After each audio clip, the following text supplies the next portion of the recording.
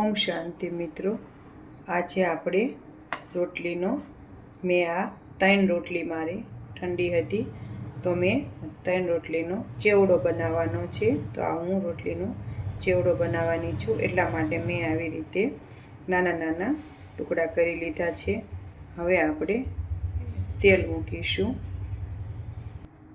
હવે મેં આ તેલ મૂક્યું છે, પછી આપણે તેલ આવી જાય એટલે એમાં રાઈ નાખવાની છે, પણ હજી આપણું તેલ આવ્યું નથી। આ રીતે ચેક કરવાનું છે।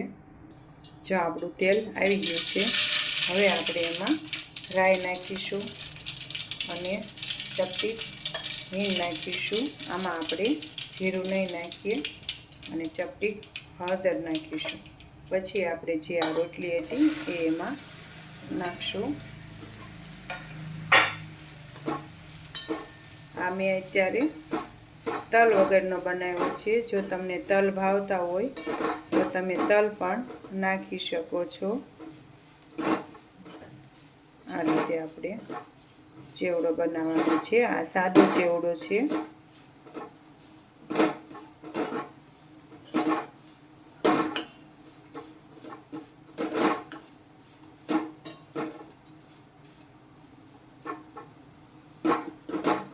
ગેસ ધીમો જ રાખવાનો છે, એટલે મસ્ત કડક જે આ રોટલી હતી એ કડક થઈ જશે અને સરસ ચેવડો ખાવામાં મીઠો લાગે છે। જો આ રીતે આપણે હલાવતા રહેવાનું છે।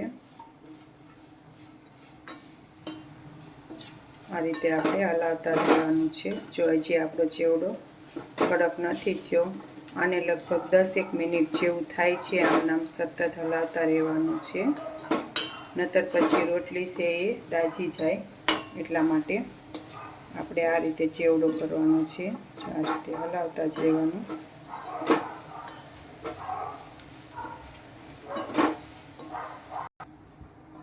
જો આપણે રોટલી કડક થઈ ગઈ છે, હવે આપણે એમાં 1 ચમચી લાલ મરચું પાવડર, 1 ચમચી ધાણા જીરું પાવડર અને સ્વાદ, જો તમને મીઠો ભાવતો હોય તો તમે તમારી રીતે સાકર હું દળેલી લઉં છું,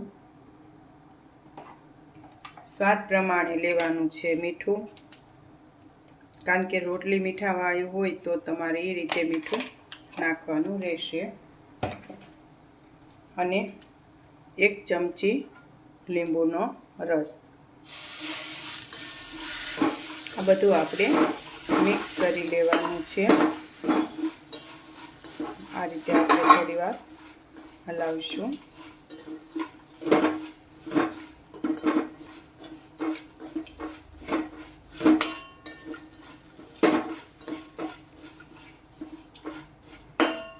જો આપણે રોટલીનો ચેવડો તૈયાર છે। હવે આપણે ગેસ બંધ કરી દઈશું।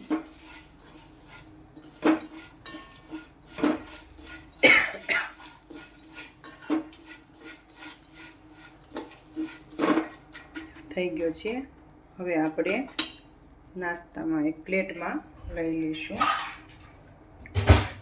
આ રીતે આપણે